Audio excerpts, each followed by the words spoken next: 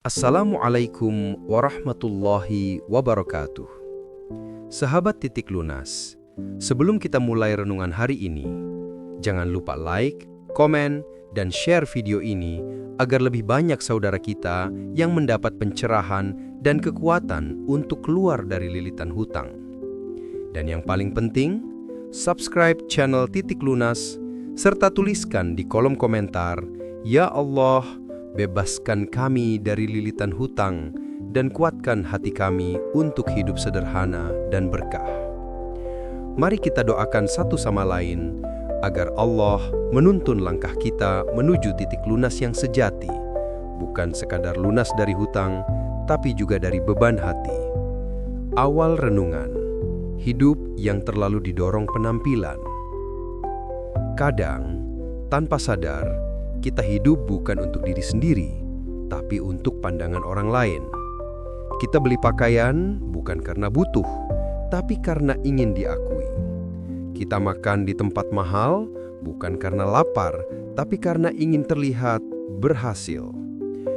Namun sayangnya, gaya hidup seperti itu seringkali menjadi jalan cepat menuju hutang. Bukan karena rezeki tak cukup, tapi karena keinginan tak pernah puas. Saat dunia menjadi tolak ukur. Zaman ini penuh godaan visual. Media sosial menampilkan kemewahan yang membuat hati goyah. Kita mulai merasa kurang hanya karena melihat kehidupan orang lain. Padahal Rasulullah Shallallahu Alaihi Wasallam telah mengajarkan, "Lihatlah orang yang berada di bawahmu, jangan melihat yang di atasmu, karena itu lebih pantas agar kamu tidak meremehkan nikmat Allah." Hadis riwayat Muslim. Namun yang sering terjadi, kita terbalik. Kita terus menatap ke atas hingga lupa bersyukur atas apa yang sudah dimiliki. Hutang yang dimulai dari gengsi. Banyak hutang yang bukan karena kebutuhan, tapi karena gengsi. Kita memaksakan diri untuk tampil layak di mata manusia. Padahal Allah tak pernah menilai dari pakaian, rumah, atau kendaraan kita. Yang Allah lihat adalah hati dan amal. Dan sungguh, betapa sering kita rela menukar ketenangan jiwa demi terlihat sempurna di mata orang lain. Ketenangan tidak datang dari barang. Semakin kita kejar dunia, semakin cepat dunia berlari meninggalkan kita. Barang baru hanya menenangkan sebentar, tapi setelah itu datang lagi keinginan baru.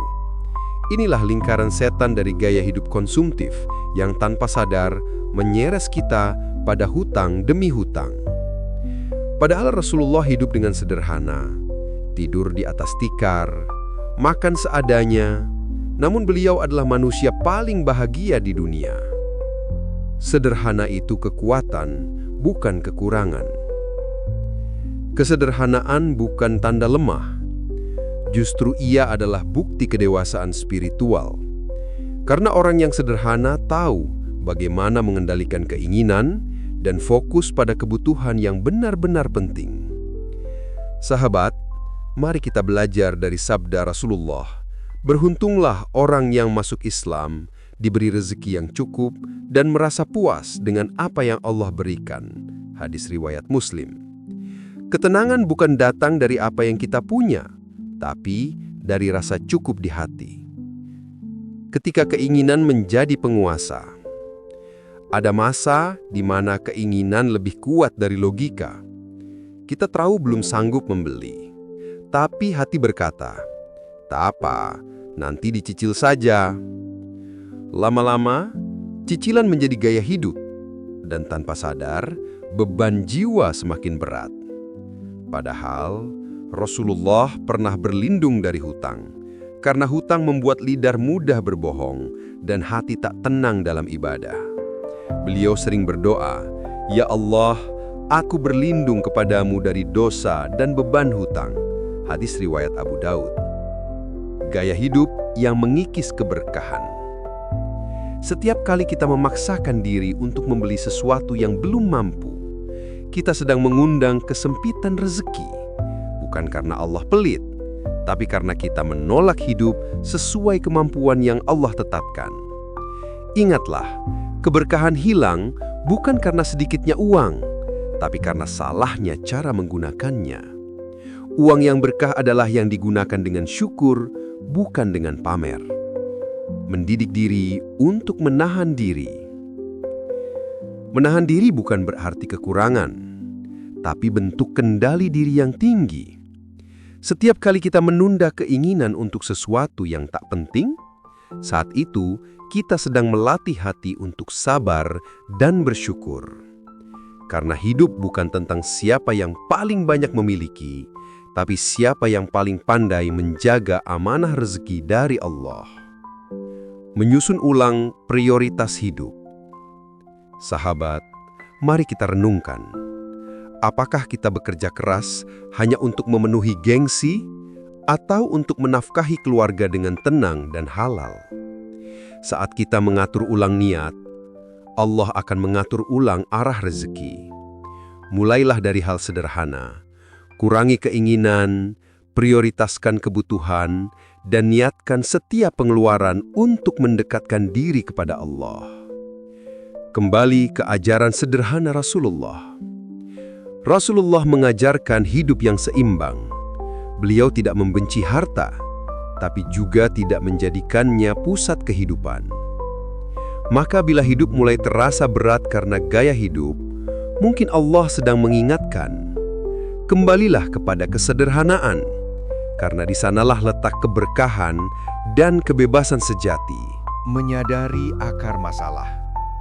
Sebelum berubah, kita perlu jujur. Apa yang sebenarnya membuat kita sulit hidup sederhana? Apakah karena ingin diterima lingkungan? Atau takut dianggap tidak sukses? Padahal, nilai diri tidak diukur dari barang yang kita punya, melainkan dari bagaimana kita bersyukur dan memberi manfaat. Sadarilah, hidup sederhana bukan kemunduran, tetapi bentuk kedewasaan hati dalam menerima takdir Allah. Mulai dari kesadaran kecil. Perubahan besar dimulai dari hal kecil. Mulailah mencatat pengeluaran, belajar membedakan antara butuh dan ingin.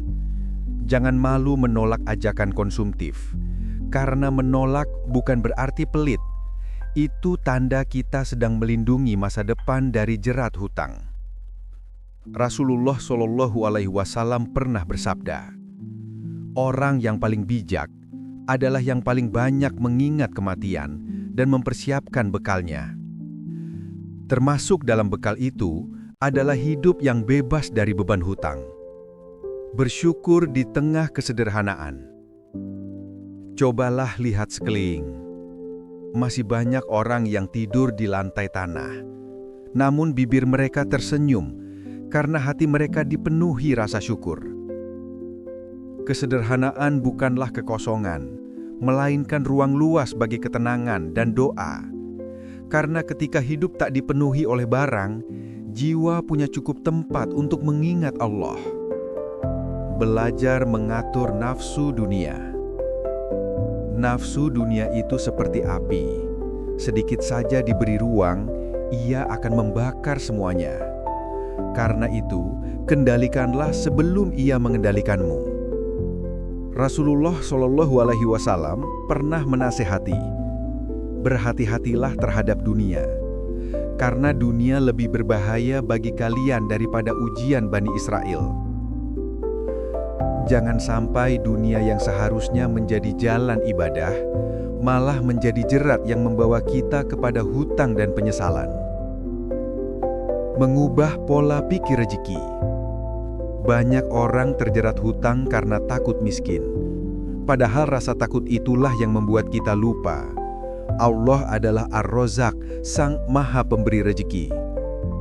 Ketika kita yakin bahwa setiap rezeki sudah diatur, hati menjadi tenang dan kita tidak perlu memaksa diri mengejar apa yang belum waktunya. Dan barang siapa bertawakal kepada Allah, niscaya Allah akan mencukupinya. Surat At-Talaq ayat 3. Saat dunia tak lagi menggoda, akan tiba masa di mana kita mulai lelah. lelah mengejar pandangan manusia, lelah menumpuk barang yang tak membawa bahagia. Di titik itu, Allah sedang menyembuhkan kita. Dia sedang menunjukkan bahwa ketenangan bukan ada di luar, tapi di dalam hati yang berserah. Ketika kita berhenti hidup untuk dilihat, saat itu hidup mulai terasa ringan. Menemukan nikmatnya kesederhanaan. Sahabat Titik Lunas, kesederhanaan itu indah. Ketika kita tak lagi sibuk menutupi kekurangan, kita mulai punya waktu untuk menikmati kehidupan. Kita lebih banyak bersyukur, lebih sering tersenyum, lebih mudah memaafkan, karena hati sudah tak disibukkan oleh keinginan dunia. Dan disitulah letak kemerdekaan sejati. Langkah praktis untuk menghindari gaya hidup hutang. Mulailah dari 3 langkah kecil. Catat pengeluaran dan sadari kebiasaan boros.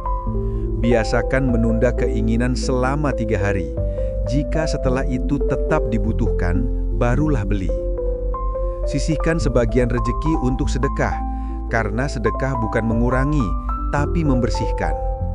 3 hal sederhana ini, bila dijalani dengan ikhlas, akan membuka pintu keberkahan dan menjauhkan dari hutang. Berjanjilah pada diri sendiri. Sekarang, tarik nafas dalam-dalam dan katakan dalam hati, "Aku tidak ingin lagi hidup untuk pandangan manusia. Aku ingin hidup dalam ridho Allah. Aku ingin bebas, tenang dan berkah."